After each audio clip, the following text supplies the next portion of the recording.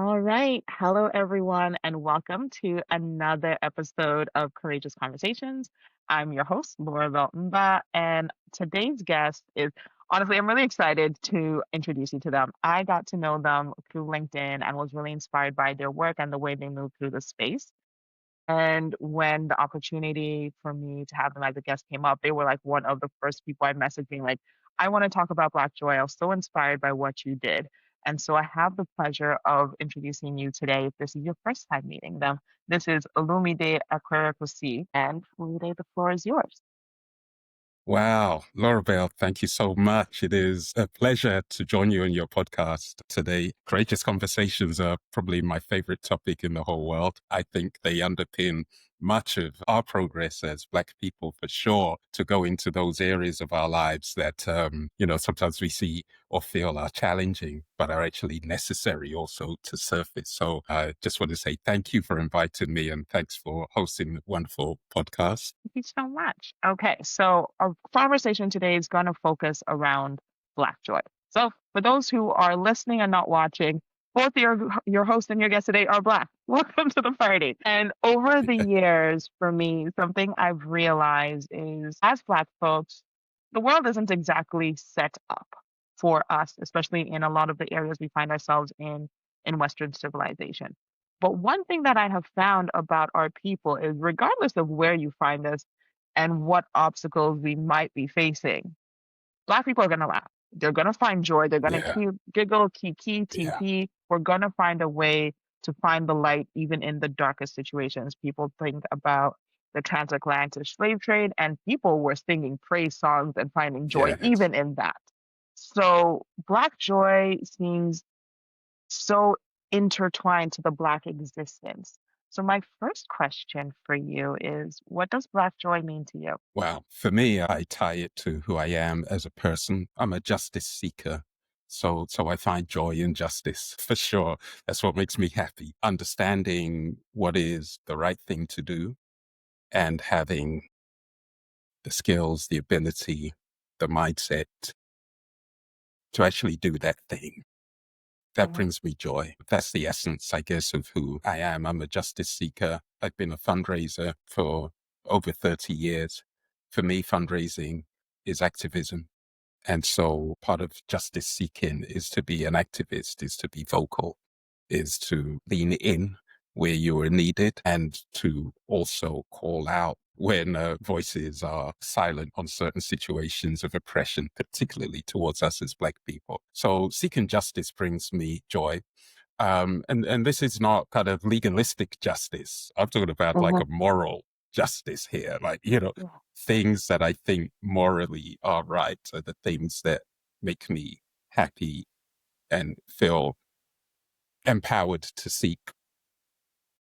My family brings me joy. I'm a father of two adult children. My kids are, yeah, they won't thank me for kind of saying they're really old now, but, I enjoy being a father to adult kids.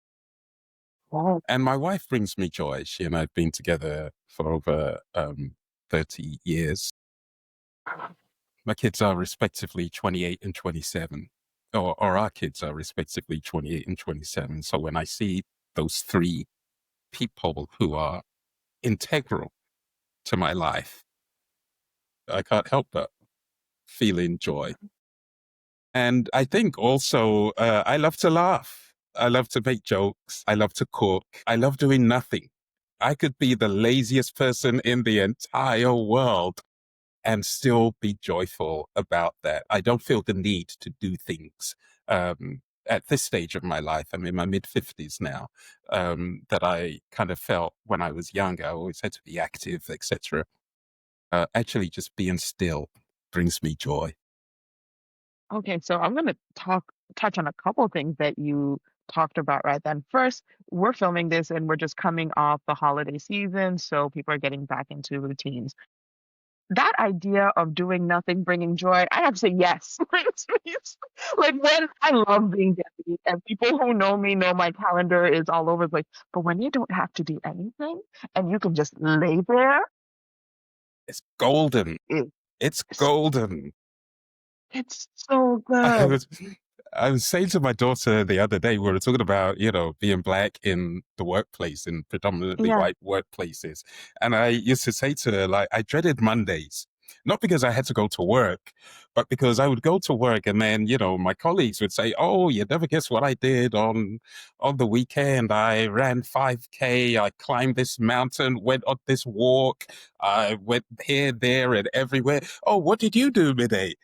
I'd be like, I was just at home chilling.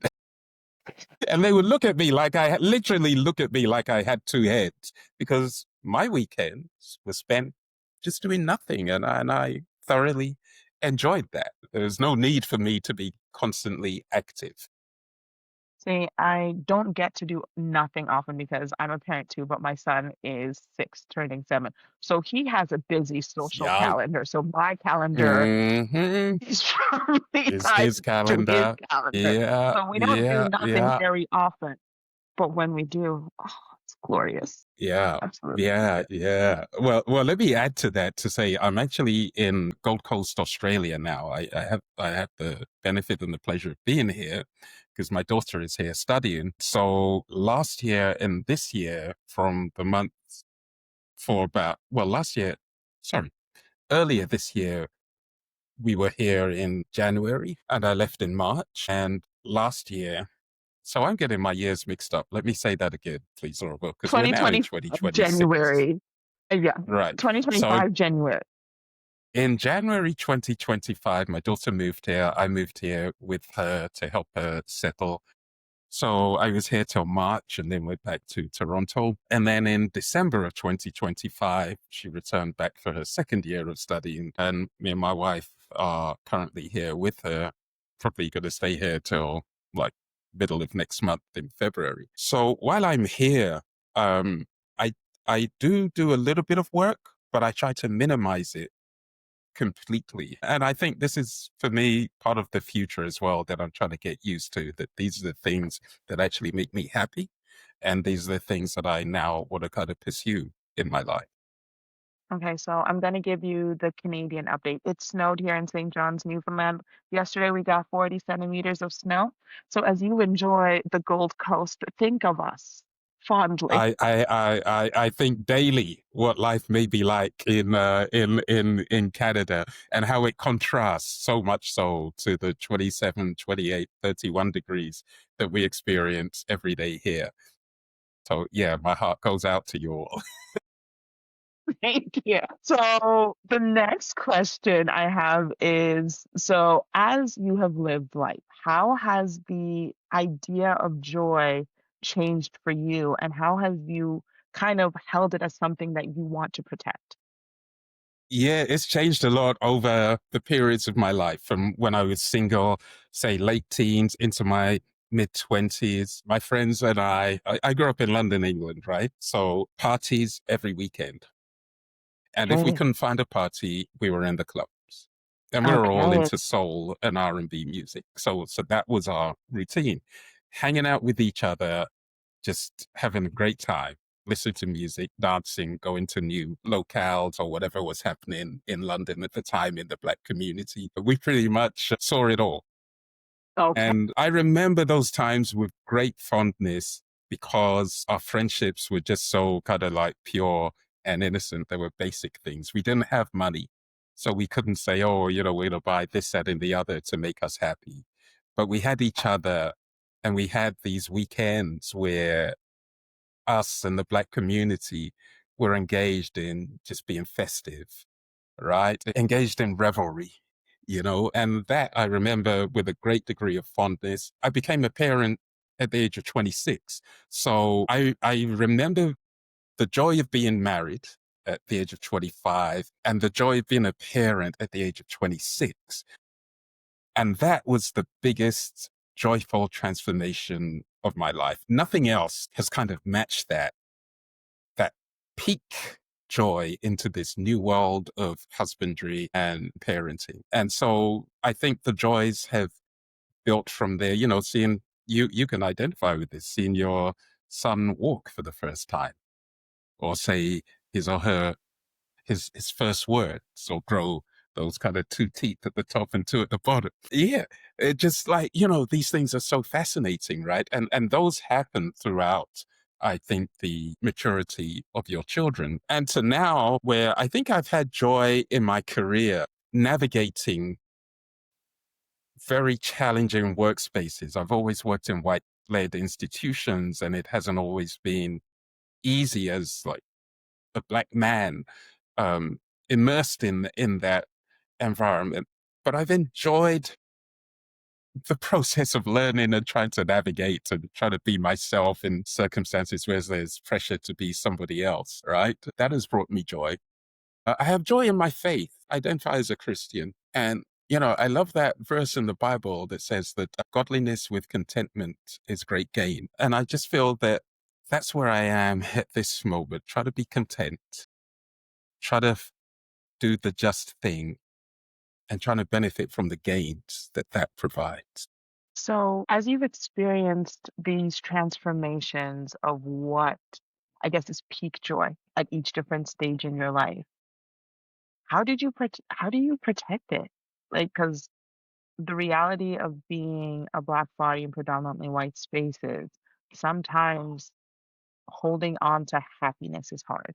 So, how do you hold on to that joy and that contentment when things aren't going well or when there are those obstacles or those challenges or you're reminded or you're othered in spaces? Yeah, it's really tough, Laura Bell. I think you're hitting on a phenomenally important question because we don't always naturally have the answers if we are in a period where we're faced by severe challenges, things we don't expect. They're ongoing, so it's not even like it's a flash. These are constants in your life that perhaps are threatening to pull you down. How do you do that? I have a technique which I didn't actually understand until I slowed my own life down about how I deal with these kind of constant forces that threaten our welfare mentally, maybe threaten us physically. I didn't realize I did this, but I know it now. I actually just speak to my wife about it. It's a very interesting process. It's almost like talk therapy.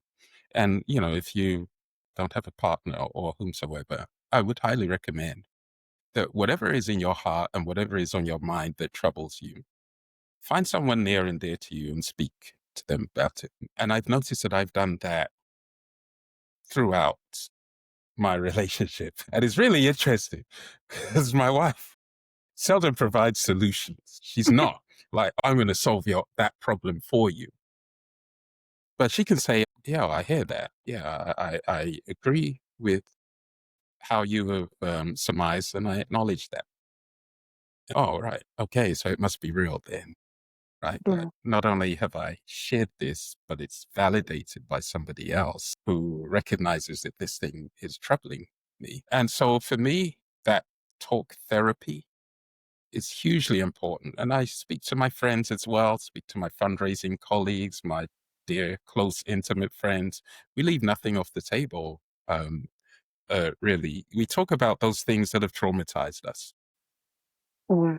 right? I've had friends I've known since I was 14. So speaking with them is really easy. They just like, it all just comes out. And, they will give me their perspective, which I know and love and trust. And I have family members, even speaking to my daughter. My daughter's, she's 28, right? So she has a totally different perspective on life than I do. And sometimes when I speak to her about an issue, she may just ask questions. Like she's quite Socratic, right? She'll just, and why is that? And why do you feel that way? And why does it happen that way? And who's this, right? And then that helps with also, I guess, trying to apply logic to a particular situation. So if I were to kind of just really summarize it, I would say talking about whatever is troubling us is hugely important. But I'm also a very practical person. I think about solutions a lot, and it's part of my job. I'm a consultant as you are, and you know that when you're in this space, Mm. clients will come to you with a particular challenge or opportunity, and it's your job really to try and process that using a certain methodology around, what you may think is logical. I think the same goes for the challenges that we face, that there are opportunities for us really just to apply logic at times and ask those Socratic questions of who, where, why, what for, and how. And if we can provide those answers, sometimes it just helps to make sense. That, again, doesn't necessarily solve the situation, but it helps to make sense of what we're going. I listen to So, music a lot. okay. A lot. I like almost. I listen to a lot of music, and Okay. I find that calms me down. Can I share a story with you? I was going to ask. I was like, all right, tell us. Okay, all right. So I was employed in a very high-profile role when I came to Canada in 2008. In 2010, my employer essentially dismissed me. So I had traveled from London, England, to take up this role. Worked the role for about 2 years. My employer dismissed me. And I remember just feeling so dejected, Laura Bell. I just was like so sad the day that I got word of this decision. And I had to take the subway home. And I was just like, oh, how am I going to explain to my family Mm, here? How am I going to explain to my family back home? Because I'd left my family, my mom, my sister's brother back home. How am I going to explain to my friends, my team? I remember I got on the subway, I put my noise cancelling headphones on, and I was flicking through my phone, and Marvin Gaye's His Eyes Are on the Sparrow came on. And I pressed repeat on that song for about 25-minute journey home. His Eyes Are on the Sparrow. And I just remember when I walked through my home, I'd probably listened to that song maybe about 30 times. My soul was at peace. I had a certain kind of peace that, yeah, I was like, okay, it's going to be it's going to okay. be okay. So for me, listening to music is particularly Black allegorical music, where it's deep. It's kind of like a word in season for us. And we have had so many great Black artists who have experienced so much in their own lives and placed those experiences into music that the rest of us can listen to and be assured by and derive joy from. Mhm. So shout out to the phenomenal, great musicians that we have in our lives and from our culture who really have laid a solid foundation for us to have peace and joy in our lives. Wow. I was, because while you were telling the story, I was gonna, before that, I was gonna like, so what was the song that if the world is at your door that you go to kind of find solace and remind you that you will be okay. There is better to come and there. Yeah. So many, but His Eyes Are on the Sparrow by Marvin Gaye. Yeah, without a doubt. I will always love that song. Oh, I'm adding it to my joy playlist now, so we'll continue that Hmm. way. Yeah. So when we think about joy, like I know it matters to me and you know it matters to you. But why is it important not just personally, but for our communities as Black folks? Like why is joy something that seems so inherent to our existence, but something that we want to make sure stays within our communities? Yeah, I'd answer that by saying misery loves company and joy is infectious, Mm, right? Misery loves yeah. company and joy is infectious. So, It's true. there's a lot Like, behind, there's a lot behind what I'm saying. But yeah. I find that when I spend time with unhappy people, they also make me unhappy, right? And then I find that when I spend time with happy people, their joy infects me. It makes me joyful too. And that's an interesting dichotomy right there, right? So I like to spend time with positive minded people. Listen, the world is hard. It's tough for us as Black people in white space, in white countries, as immigrants. particularly from an African perspective, right? I Uh, know we have terms like Flygerian and African yeah, Afro beats and all that. But when I was growing up, if somebody discovered you were African, oh my gosh, you were going to get beats, right? yeah, it's too. I'm of that era of life. So yeah, Thank you, right? It's real. I know people probably listen to this would find it hard to believe, but these are the things that we have had to go through as colonized and enslaved people in the past, and it's left an indelible mark on our psyche. And so for me, I think just acknowledging that is really important and understanding where joy can be found for me is a lifelong pursuit. I initially kind of felt that joy would be found in career building until that incident happened to me. And then I never trusted an employer again in my life. Can I tell you? Like that was it. I have no faith, no trust in any employer. And I understood from that experience of being fired that, yeah, no, we're not going to be doing that.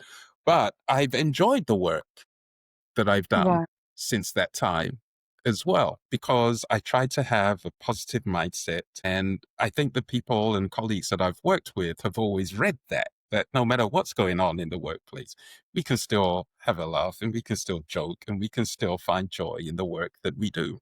And the work that we yeah, do is so meaningful as well as people in the social impact space. You have so much opportunity to transform your own life and the lives of the people you work with and the lives of people in communities.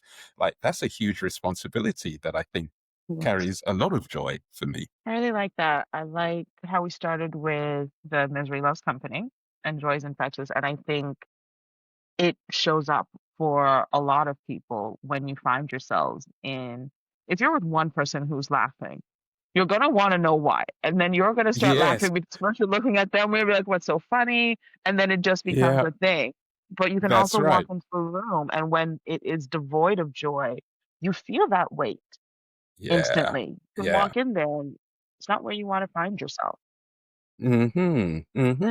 So, let's spend time being joyful ourselves and Absolutely. being with joyful people. You know, joy happens despite your circumstance, I think. I Okay. I think that's also true. Do you mind expanding on that a little bit? Yeah, I joy is a fruit of the spirit, right? Yeah. So, So it comes from the inside of us. It's not necessarily something that I believe is dictated by our circumstance or by others. It's a gift. It's a gift from God, I believe. And that being the case, I believe it's a constant, right? And I think also joy is quite separate from happiness, which I think happiness is an externally related emotion, right? yeah. Because just goes back to what we were saying. Like, if I'm with somebody who is miserable, I'm going to feel that misery too. Mm, And if I'm with somebody who's joyful, then that that joy comes. But if I'm with somebody who is happy, they may be happy today and not happy in a like a split second, right? So it kind of vacillates quite a bit, happiness. And I think also, for me, if I understand joy as a spiritual gift, then I know that no matter what my circumstance is, if I were to scratch the surface a little bit deeper, I would find joy. I would right. find something to bring me joy, even within the most oppressive situation that I may find myself in. And the example I gave of being fired, listening to His Eyes Are on the Sparrows, is an example of that. That joy came from within. It didn't come from the external because I was fired. I'm now very Yeah. happy or joyful. Is like, I've been fired for goodness sake. Like my livelihood is at risk.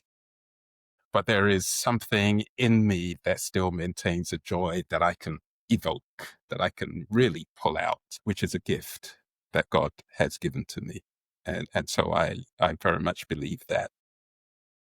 I really like that, and it kind of makes me think of like when you see babies. Babies don't really understand the material around them, but a baby's joyous in like in its clean state. It's sitting there with really no idea what's going No, on, no, no, that's it. but they are good to go on whatever happens. Yes, yeah, yeah. They're the perfect examples of what we're talking about, right? It just comes from within that joy. And I find that fascinating, and I try to understand more about what that is, because, as I said before, I felt, oh, you'd be joyful if you reach this certain level of your profession, if you do this or own that and whatnot.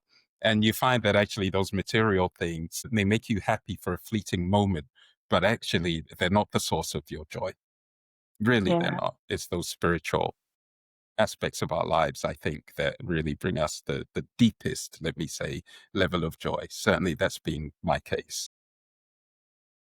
So if you were, let's say, on a stage speaking to younger generations about joy, Black joy, the concept of it, what would be like one nugget you, if they took nothing else away from what you said, what would be the one nugget you would hope they would hold on to? I'll go back to what I said before. There is great benefit in being you, being who you are, knowing who you are, understanding your personality, and thinking about what your contribution to life is. And I say this purposefully because I think social media in particular, I'm going to say, can rob us of our joy. Yeah. And I know that it is a tool that many young people are more accustomed to, say, than I am, right? But when I'm on social media, what I see is, I think, this need that is generating amongst all generations, perhaps, maybe even more so among young people, to validate themselves digitally. I don't think that's necessary. I think we're all born with these innate gifts and assets that entirely belong to us. That's all we need. There's nothing more. All right. I don't need to. How can I express this? I think when you are content with yourself as who you authentically and genuinely are, you will be at your happiest.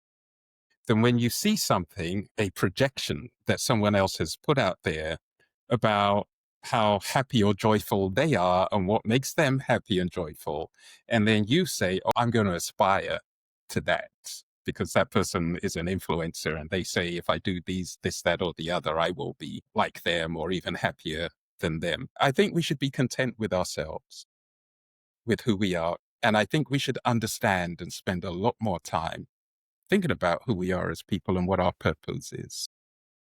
I read a book by Bell Hooks, all about love. I would recommend every young person reads that book. In it, she talks about the fact that very few of us, particularly in Black communities, speak of love. And very few of us actually even know what love is because we were raised in very challenging environments as children, and our relationships and as adults are not always steeped in love. So she probes the issue of love, Black love, and she tries to define it. And in the end, she defines love as this: our capacity as people to uplift the spiritual welfare of ourselves and of others. That is love. So I'm loving when I love myself and uplift myself spiritually. And I'm loving also when I can uplift my sister Laura Bell and love her spiritually as well. That's where joy is. It is not on social media, folks. It is not on watching some influencer go on 20 holidays a year. And these things for me are vacuous. When we really strip our lives down, it's about the relationships that we have with one another, how we love ourselves and how we love other people. So that's my long-winded I explanation as to where joy may lie for us. It's in us already. Let's recognize Yeah. our humanity, our spirituality, and let's then project that to support others to recognize their humanity and spirituality as well. I really love the way, like when you were talking about bell hooks and like the idea of black love and how to me black love and black joy are symbiotic. When Yes, you have black love, you do have black joy. When you have black joy, it is a representation of what it means to be loved. And I yes, think, yeah, I like the way those two really tie together. I that think that they're might be so my thing I intertwined. nibble on for myself. Absolutely. And, I can't claim to be expert in this. I don't want any of your listeners to think, oh, this guy has it figured out. Not at all. Far from it. But again, I understand some principles that I know bring or elicit joy within me. And I try to really name them, right? I try to give them a label so I can identify what those things are. And I think loving oneself and loving others is the perfect expression of joy. I was speaking with my mother the other day. My mother raised me as a single parent. I'm still going to speak to her about this actually, but I want to share because it may help. So my mom was divorced young and she raised me on her own. And she reminded me when I spoke to her last week that she and I used to dance. My mom also loves music. I'm a literal replica of my mother in terms of our personalities. So she loved to dance, and she would put on some Sonny Ade or Ebenezer Obey, like these classic Nigerian musicians, and then she would pick me up. I'd be sitting on the sofa, and then she would make me dance with her. And I remember that she was like just happy. And at other times, she told me this, that she would be crying and I would go and get a tissue and I would dab her eyes. And she told me that last week. And I thought, I don't remember that, Yeah. but it brought such joy to her that like 40 plus years later, she still remembers something that I had no recollection of. And this is the importance, I think, of loving one another, that it's never performative. And it does have, when we are able to elicit joy and love one another, it has such a lasting effect on us and healing effect on us as Black people. And I think this is the work that we as a society need to do. We need to understand that we can't always be angry and at each other's throats, that at some point we've got to lay down the weaponry and start to embrace each other as Black people far more than we already, right? Like I that. really like that. There's work that we as a society need to do within our communities to love each other in the right way. I really like that. So I have two more questions for you before I release you back Mm, into the hmm sunshine. And so the first one is when you think about how you spread joy, is it something that you think you are intentional about? Or do you think in the existence of yourself, joy is just something that happens to flow through you? Yeah, it's funny because I'm a naturally po-faced, serious person. Is my expression. I remember when I was younger, people used to come up to me and say, "Cheer up, what's wrong with you?" I'm like, I'm feeling really happy. It's just the way God constructed my face. It may look like I'm angry, but but actually inside, I'm really happy. So Okay. it's really interesting. And this is validated. The reason I share that is because it's validated in my friend circles. I know that when I'm in a friend circle, we're happy. We are. And I understand that there is an aspect of my presence that contributes to the joy and the happiness that we have when we're together. I know that if I were to smile at my wife and daughter, but they're just kind of on the balcony out there, Yeah. they too would smile, right? And so there is, for me, something quite innate about joy and happiness and how I bring it And I think it's just really about being present in the lives of those who are in my circle and around me, because despite this kind of po-faced expression, The I RBF. actually, yeah, I'm actually quite joyful, and I love to see other people joyful, and I love to contribute to other people's joy as well. I think I have a good sense of humor, so that also helps. At least my friends tell me I'm funny. Let me put it that way. Not that I'm bragging or anything, but my friends do tell me that I'm funny. Okay. And so, I think being present in people's lives helps. And I'm also naturally curious about people, particularly Black brothers and sisters. I always want to kind of help or support. These are just things that are natural to me. They're not even work. It's just things that I know bring me joy, that I hope also bring joy to others. Can I talk about philanthropy, please, Always. Laura Bell? Absolutely. I know that giving is not always an easy thing to do. Giving money, giving our time, giving our thoughts, whatever it may be, it's not always an easy thing to do. But I've grown to appreciate the effect of gifts on other people. I've grown to appreciate that if I can gift you something even that's worth only 1 penny, that Mm. it could uplift you. So I'm curious about how we as Black people now can practice a type of giving and generosity that actually also evokes joy in us, right? I feel that there is a strong connection between our ability to give of what we have that makes us happy or joyful and makes Yeah. others happy and joyful as well. And I think that's the essence of community. If we're Yeah. in community and my sole thought is, what can I get out of it? That's an extractive mindset. But if we're in community and I can say, well, listen, I can put that in and this is what my community gives back, then that's reciprocal.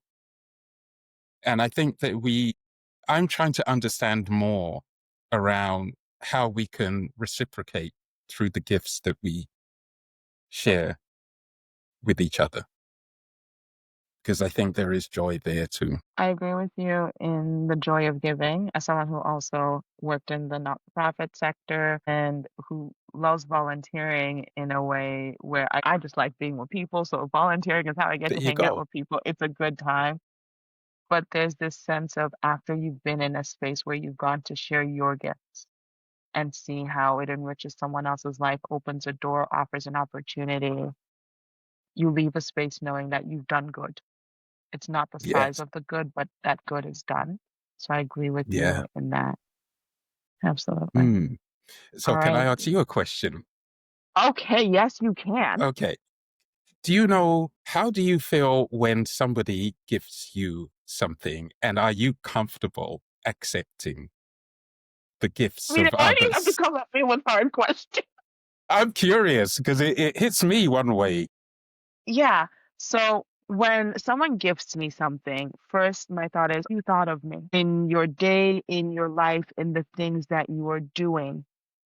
I crossed your mind, which means I am of value to you in some way, big or small. I was important enough for you to take time out of your day to do something for me. Now, because I personally have problems of my own, I hate receiving gifts. I get very uncomfortable There receiving you them go. because I'm like, Yes. who am I to be thought of enough for you to take time out of your day, out of your finances, your resources, Yeah. whatever that they Yeah. are, for you to try and enrich me? Now, I love giving. I am not a good Yes. receiver. That's right. And so And it's I'm the, exactly the it's, same. And the reason I asked that question, Laura Bell, is because, again, in my reflections, I discovered that the gifts that I had been bashful about or kind of embarrassed to receive actually dented the joy of the giver. yeah, And yeah. so now I accept all gifts with Yeah, just great deal of, it's a conversation that I have because with my that's part, mom often. yeah, that's part of their joy, right? So I Absolutely. have to put myself and my feelings and, the Discomfort awkwardness that and you yes. described, the discomfort, I put that aside and I'm like, yeah, for all the things you said, you thought of me, you, you're investing in me, I gladly accept, because to reject it dents that other forgiver's intention and the joy that they may feel. So I ask that because I'm exactly the same. And I'm like, no, I have to stop that behavior. I have to stop saying Yeah. no to receiving gifts. And I think that could be a lesson for a lot of us also who share same personality, right? We're happy giving and we can give all day Yeah. long. Take But if anything. somebody were to gift us something, we'd be like, oh no, please don't. I think we should gladly accept the gifts of Okay, that's our others, goal for for sure. 2026 to willingly accept. Okay.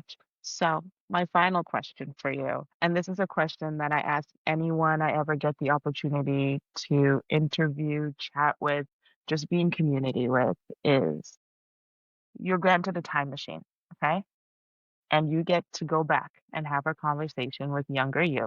You can pick the age of younger you that is between you and yourself.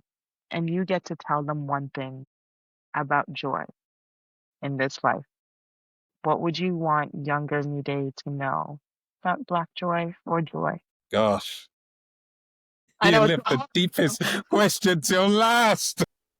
Oh Yes, dear. it's the one. Okay. The most challenging period in my life, I think, was probably between the age of 10 and 19. So much going on at home, so much uncertainty as I was going through school. I was essentially pretty much a high school dropout and then had to re-enter education and the like. But in that 9 year period of time, I'd probably say it was probably the window of my deepest unhappiness. And so if there was a message I would give to myself about joy, be that one day you're going to be really happy and joyful, right? That everything is going to be okay. And actually, you'll lead pretty decent, rewarding, fulfilling, productive life, which in that window of time was very uncertain to me if I would ever even survive, right? What is that? That psalm that David says, the Lord has been good to me and therefore I am glad. That's the mantra that I hold, because at the ages between 10 and 19, it didn't feel good and I didn't have much by way of gladness. You can never predict the future. This is why hope actually is also essential to joy, right? Mhm. Because there are so many things that you and I have spoken about that, actually are quite sad when we may break it down and analyze. But hope is kind of like a bit of a source of joy, really, like a belief that whatever is coming would be better than whatever is present. That's fuel. That certainly was my fuel. So I would encourage myself to keep on hoping and knowing that through hope, joy can be achieved.